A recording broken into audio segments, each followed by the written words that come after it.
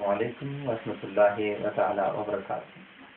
معزز سامعین ناظرین کرام، تفسیر رقیہ کا چھٹا رکوع آپ کی خدمت میں تلاوت، ترجمہ اور اس کی تفسیر رقیہ پیش کی جا رہی ہے۔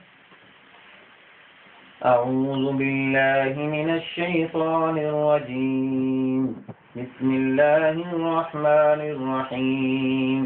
يا بني إسرائيل اذكروا نعمتي التي أنعمت عليكم وأني فضلتكم على العالمين واتقوا يوما لا تجزي نفس عن نفس شيئا ولا يقبل منها شفاعة ولا يؤخذ منها عدل ولا هم ينصرون وَإِذْ نَجَّيْنَاكُمْ مِنْ آلِ فِرْعَوْنَ يَسُومُونَكُمْ سُوءَ الْعَذَابِ يُذَبِّحُونَ أَبْنَاءَكُمْ وَيَسْتَحْيُونَ نِسَاءَكُمْ وَفِي ذَلِكُمْ بَلَاءٌ مِّن رَّبِّكُمْ عَظِيمٌ وَإِذْ فَرَقْنَا بِكُمُ الْبَحْرَ فَأَنجَيْنَاكُمْ وَأَغْرَقْنَا آلَ فِرْعَوْنَ وَأَنتُمْ تَنظُرُونَ وَإِذْ وَعَدْنَا مُوسَىٰ 40 لَيْلَةً ثُمَّ اتَّخَذْتُمُ الْعِجْلَ مِن بَعْدِهِ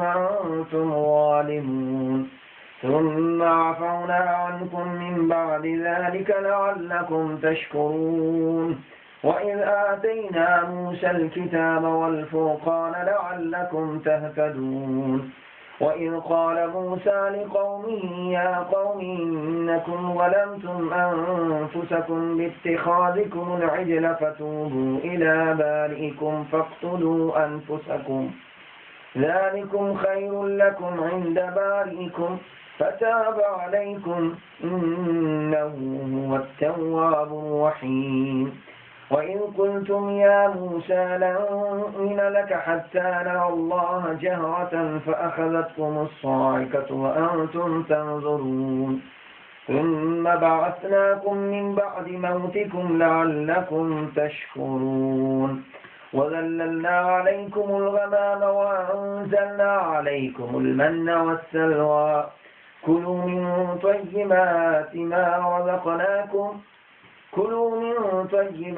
مَا رَزَقْنَاكُمْ وَمَا ظَلَمُونَا وَلَٰكِن كَانُوا أَنفُسَهُمْ يَظْلِمُونَ وَإِذْ قُلْنَا ادْخُلُوا هَٰذِهِ الْقَرْيَةَ فَكُلُوا مِنْهَا حَيْثُ شِئْتُمْ رَغَدًا وَادْخُلُوا الْبَابَ سُجَّدًا وَقُولُوا حِطَّةٌ نَّغْفِرْ لَكُمْ خَطَايَاكُمْ وَسَنَزِيدُ الْمُحْسِنِينَ فبدل الذين ظلموا قولا غير الذي قيل لهم فأنزلنا على الذين ظلموا رجزا من السماء بما كانوا يفسقون صدق الله العظيم۔ اب آپ اس کا ترجمہ سماعت فرمائیں۔ اے اولاد یعقوب، میرا ہر وہ احسان یاد کرو جو میں نے تم پر کیا، اور یہ احسان بھی یاد کرو کہ میں نے تمہیں اس سارے زمانے کے لوگوں پر نسبت انبیاء کے باعث مقام عزت بخشا۔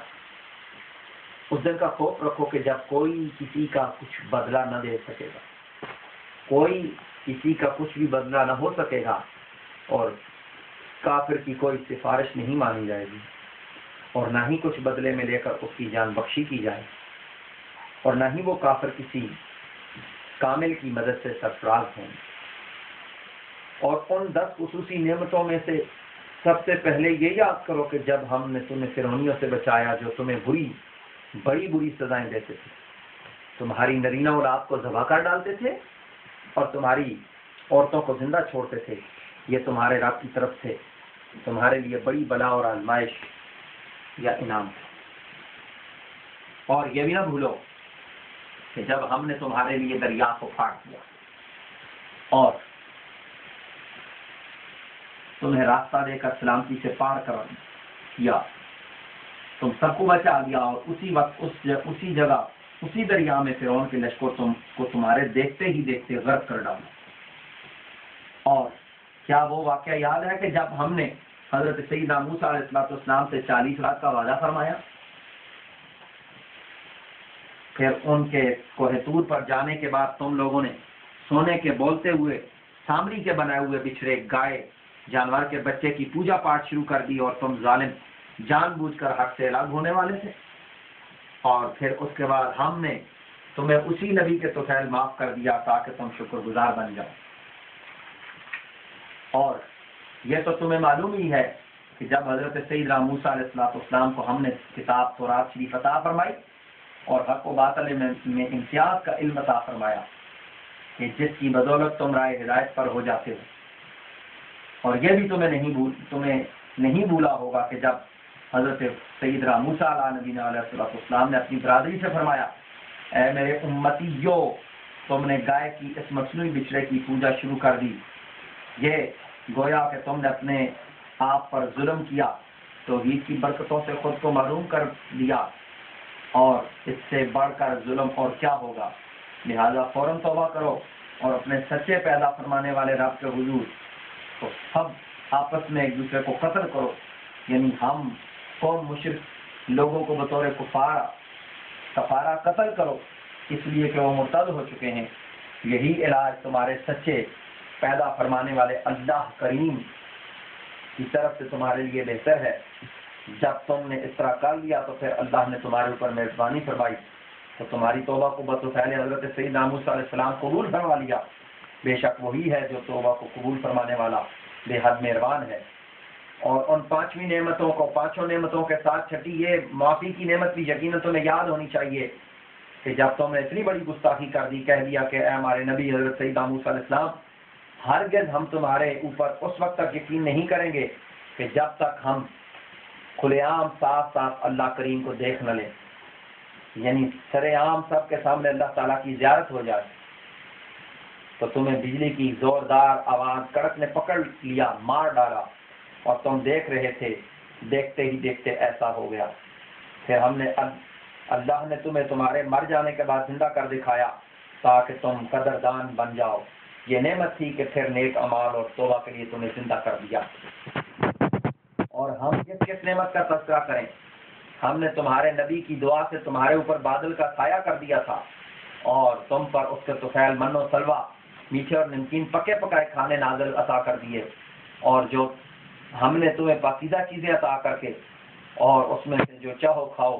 اور یہ یاد رکھو کہ تمہارے ان بڑے بزرگوں نے ہماری اور ہمارے نبی کی بات نہ مانی. پھر اسی طرح کے ان لوگوں نے ہم پر نبی اور خدا پر کوئی زیادتی نہیں کی بلکہ وہ اپنی ہی جانوں پر ظلم ڈھاتے سے رہے. اور وہ واقعہ بھی یاد کرو جو ایک نصیحت ماننے والوں کی نعمت سے کم نہیں، جب ہم نے تمہیں فرما دیا کہ اس علاقے میں داخل ہو جاؤ اور پھر کھاؤ جہاں سے چاہو جیسے چاہو بلا روک ٹوک.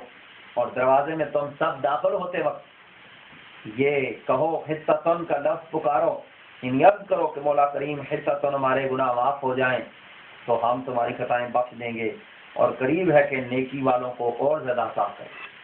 تو ظالموں نے اس کو سوا اور بات بدل دی اور بات بدل کر جو فرمائی گئی تھی تو ہم نے آسمانوں سے ان ظالموں پر عذاب اتارا کہ وہ اپنی بدعمالی کے سبب سزا کے لائق ہو کر نافرمانی کرتے تھے.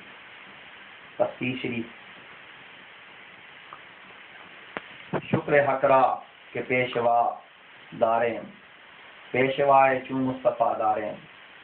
یہ فارسی زبان کا شعر ہے جس کا مطلب ہے کہ اے اللہ تیرا شکر ہے کہ ہم بھی تیری جانب سے کوئی وسیلہ رکھتے ہیں، وسیلہ بھی مصطفیٰ کریم جیسا رکھتے ہیں. عزیز بہنوں بیٹیوں، قرآن مجید کے دامن سے خیرات طلب کرنے والی ہو، شکر ادا کرنے والی ہو، اور اب مزید اللہ کا شکر ادا کرو کہ اللہ کریم نے ہمیں رسول پاک کا در عطا فرمایا. وہ قوم جو اپنے نبی کے در سے دور ہو جاتی ہے وہ مردود ہو جاتی ہے، اور جسے اپنے نبی کی سنت ملی رہے وہ محبوب ہو جاتی ہے. اب قیامت تک کے لیے اللہ کا در محمدی ہے.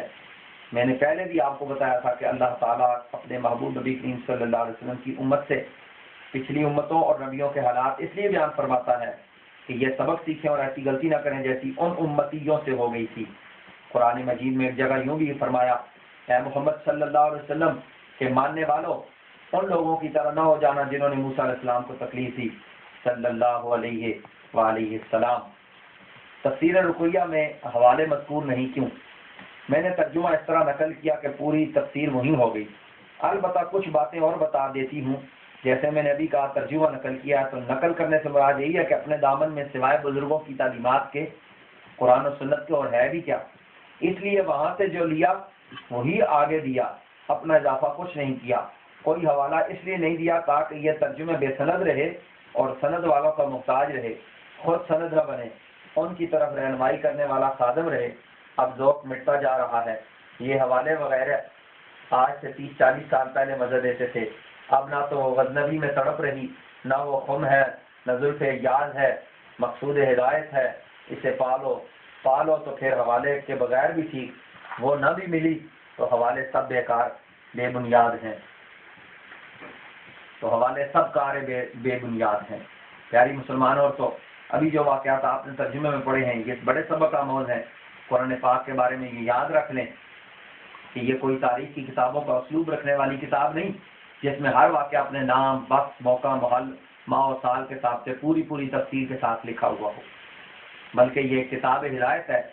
اس میں کسی واقعے کا اشارہ کر کے اس سے جو سبق ملتا ہے اس کی طرف نشاندہی کر دی جاتی ہے تاکہ اصل مقصد سے قرآن پڑھنے والا دور نہ ہو جائے اور ہدایت کا نور پاتا جائے. اور اسی لیے بعض جگہ صرف اشارہ کر کے، بعض جگہ پوری تفصیل سے بات کر کے سمجھایا جاتا ہے، اور بعض جگہ ایک ہی بات کو بار بار کر کے یہ بتایا جاتا ہے کہ اس پر زیادہ غور کرو اور نئے سے نئے رنگوں میں نصیحت حاصل کرو. اسرائیلی قوم اور امت مصطفیٰ صلی اللہ علیہ وسلم. اسرائیلی قوم ایسی خوش نصیب تھی کہ ان میں ہر قسم کی ہدایت کسی نہ کسی رنگ میں ضرور بھیجی گئی. ان کے درمیان اللہ کے نبی حضرت موسیٰ علیہ السلام جب موجود تھے تو ان کو بڑی بڑی نعمتوں سے نوازا گیا. حضرت موسیٰ علیہ السلام سے پہلے یہ لوگ فرعون کے غلام تھے. اس کی پوری قوم کے نوکر چاکر بن کر رہ رہے تھے. وہ ان کے لڑکے کو قتل کر دیتا اور بچیوں کو چھوڑ دیتا. اللہ تعالیٰ کے فضل سے حضرت سیدنا موسیٰ علیہ السلام جب ان لوگوں میں تشریف لائے تو آپ نے ان کو فرعون کی غلامی سے نجات دلائی. جب یہ لوگ موسیٰ علیہ السلام کے ساتھ فرعون سے نجات پا کر راتوں رات علاقہ خالی کر کے جا رہے تھے تو اگلے روز جب دریا کے کنارے پر پہنچے تو پیچھے فرعون بھی آ لیا. وہاں وہ آ گیا اور وہ اپنے بے حساب لشکر کے ساتھ تھا. اس نے ان پر حملہ کرنے کا پورا پروگرام بنا لیا. اب آگے سمندر تھا، دریا تھا اور پیچھے دشمن کی فوج تھی. عجیب حیرانی تھی، سخت پریشانی تھی. وہاں بھی اللہ کے نبی ان کے کام آئے اور یہ لوگ کبھی نجات نہیں پا سکتے تھے. اگر ان کے سر پر پیارے پیغمبر جناب موسیٰ علیہ نبی صلی اللہ علیہ وسلم کا سایہ نہ ہوتا، یہ لوگ دوڑے اپنے نبی کے پاس پہنچے. حضور آگے غرق کر دینے والا پانی ہے، پیچھے قتل کر دینے والی فوج ہے، ہم کیا کریں؟ ہم آپ کے در پر آ گئے. اللہ کریم نے حضرت موسیٰ علیہ السلام سے فرمایا آپ اپنا عصا یعنی اپنی لکڑی سے بنا ہوا ڈنڈا اس دریا پر مارو، اور پھر اسی طرح کیا. وہاں سے 12 راستے نکل گئے اور بالکل صاف دھول والے راستے تھے. ادھر ان خشک راستوں سے گزر کر اسرائیلی پار ہوئے تھے کہ فرعونی لوگوں نے بھی دیکھا اور وہ بھی آ گئے اور انہوں نے بھی اپنے اسی راستے پر اپنے لشکر کو ڈال دیا. جب سب فرعونی دریا کے راستے میں مکمل جمع ہو گئے تو پار جانے کے لیے اسرائیلی قوم پر حملہ کرنے کے لیے دریا سے باہر نکلنے کا سوچ ہی رہے تھے کہ دیکھتے ہی دیکھتے دریا کی بڑی بڑی موجوں والا رکا ہوا پانی چل پڑا. خشک راستے تر ہو گئے. آنن فانن رب کے حکم کے ساتھ فرعون کا لشکر ڈوب گیا اور غرق ہو گیا. اور سوچئے وہ لمحہ ایک بے بس قوم کے لیے کتنی خوشی کا، شکر گزاری کا اور عاجزی اور انکساری کا ہونا چاہیے تھا کہ ان کا دشمن ان کو کسی کوشش کے بغیر صفحہ ہستی سے مٹ گیا. یہ کس کے تو فعل ہوا؟ صرف یہی نہیں بلکہ اب ان کے کپڑے خود بخود دھلنے لگے، آسمان سے پکے پکائے کھانے ملنے لگے، دھوپ میں ان پر بادل سایہ کرنے لگے، پتھروں سے چشمے جاری ہونے لگے، بیماریاں دور ہونے لگیں، دعائیں پوری ہوتی گئیں، رزق کی بہار آ گئی. یہ لوگ بجائے شکر گزار ہونے کے ناشکرے، جھگڑالو، بد اخلاق، بد اعمال ہو گئے. جہاد کے بجائے آپس میں فساد کرنے لگے.